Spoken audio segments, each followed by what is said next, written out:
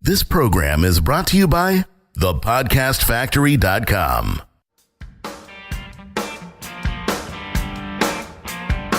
Hi, my name is Igor Kheifets, and this is The List Building Lifestyle, the only podcast which delivers cutting-edge conversion strategies from the online trenches straight to your earbuds.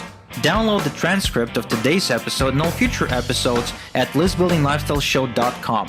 I also invite you to grab a free copy of the Wealthy List Builder Survival Guide at listbuildinglifestyleshow.com/survival. And now, once again, it's time to claim your list building lifestyle. Welcome back to another edition of the List Building Lifestyle with your host, Igor Kheifets. It seems like most marketers I talk to, especially the people who have not made their first $1 million online, they seem to have this short-term memory when it comes to marketing, because whenever they're sitting down to create marketing material to convert their prospects into customers, they all seem to complain about one thing, and that is that people don't seem to be in a hurry to buy from them.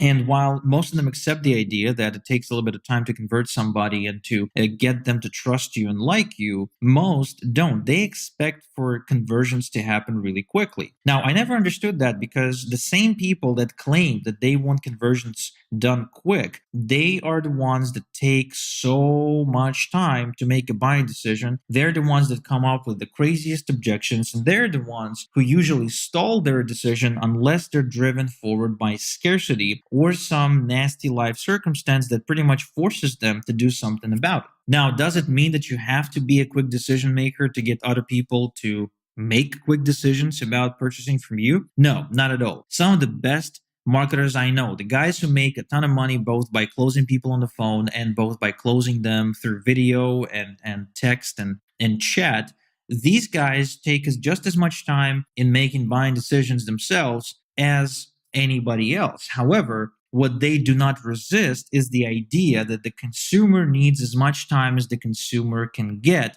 to make a buying decision. Now, of course, this brings me to another really important point, which I would say about 99% of marketers miss altogether, and that is you can't really expect for the prospect to make a buying decision unless there's a strict deadline on that decision mentioned up front. When you are asking for a buying decision, you have to make sure the customer understands that they have a limited amount of time to make that decision. You almost want to pressure them into that decision. And before you tell me that, oh, wait a sec, Igor, now you're telling me to manipulate people and pressure them. I don't want to do that. That's not me. You see, the thing about human nature is that we procrastinate. And even the things we really, really want, we tend to let go because we're such incredible, procrastinators. In fact, we're so good at hitting the bullseye on our own target that oftentimes we get really good on the things that don't serve us at all, like not sticking to a diet, and of course not making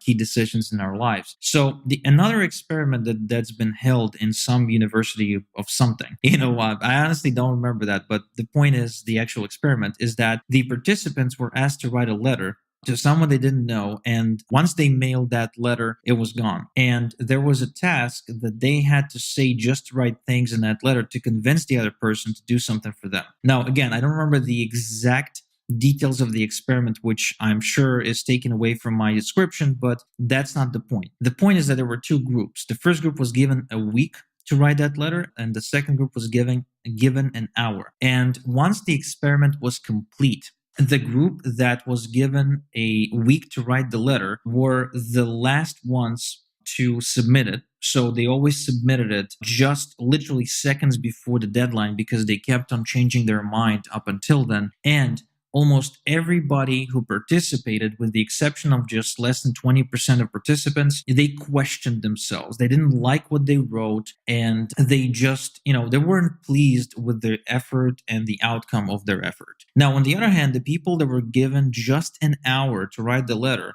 all submitted their letters about anywhere between 30 to 15 minutes before the deadline, and 80% of them were satisfied with their effort. They were actually pleased with how they've done, which means by forcing people to make a faster decision, the professors who held the experiment helped them produce a better output, be happier, and just move on with their lives. Now, the same thing applies to virtually any decision, especially to a buying decision we're asking for a prospect to make. Now, obviously, I have to assume you got something good for sale here. If you're selling scams and you're going to use this information, please know that it will come and bite you in the ass very, very fast. I've seen it happen time and time again, and I highly recommend not to play these games with the marketplace, especially with such an open marketplace where anyone can complain about you, where anyone can make other consumers aware of how unethical and and how big of a scam you are. So don't sell crappy stuff.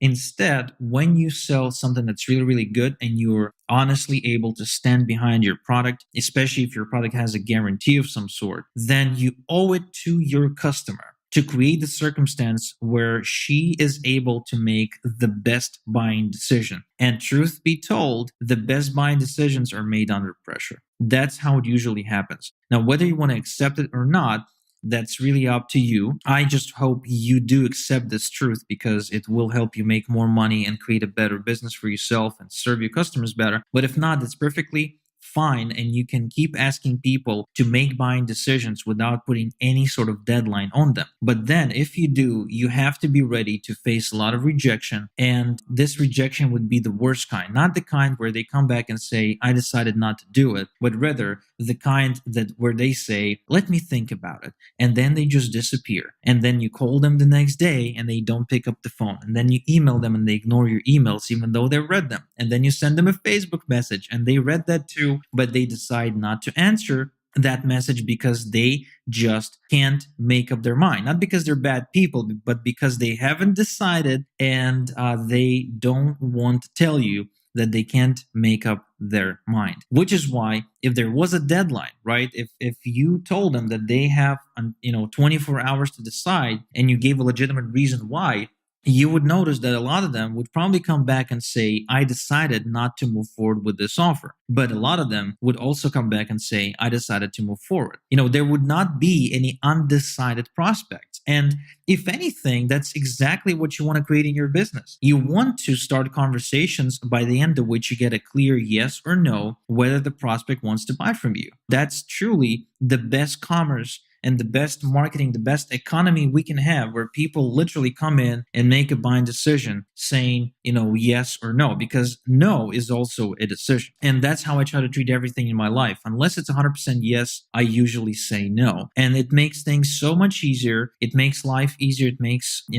just attaining my goals and living the day to day so much easier, less clutter, less procrastination, and overall just more happiness for me and my customers. Because, if you notice, if you ever purchased anything from me, you know that we put scarcity forward, right? We always have scarcity in place, and that's exactly the reason. Now, this is not to say that scarcity isn't enforced or that it's bullshit scarcity. Not at all. Every single offer I put out has real scarcity attached to it.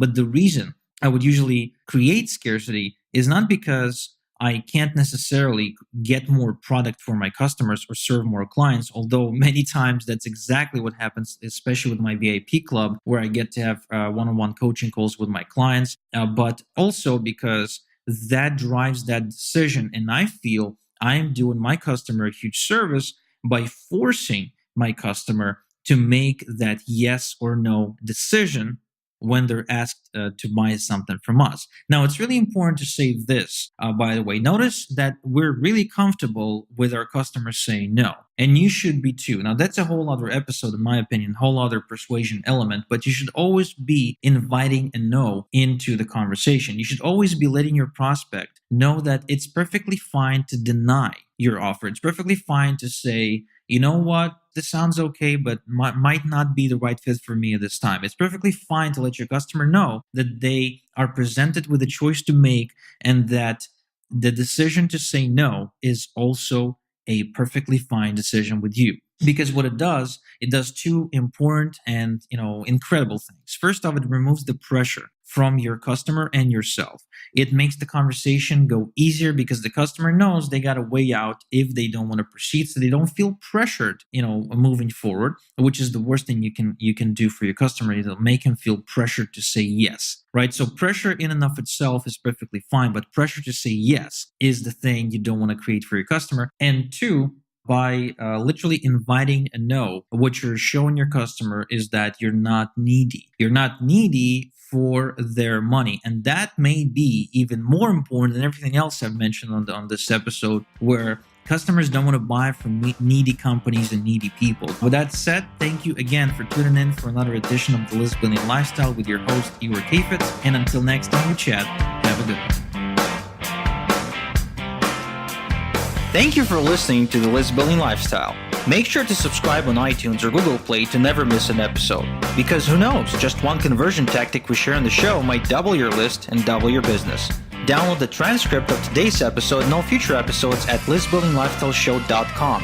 And don't forget to claim your complimentary copy of the Wealthy List Builder Survival Guide at listbuildinglifestyleshow.com/survival. This is Igor Kheifets, and until next time we talk, have a good one.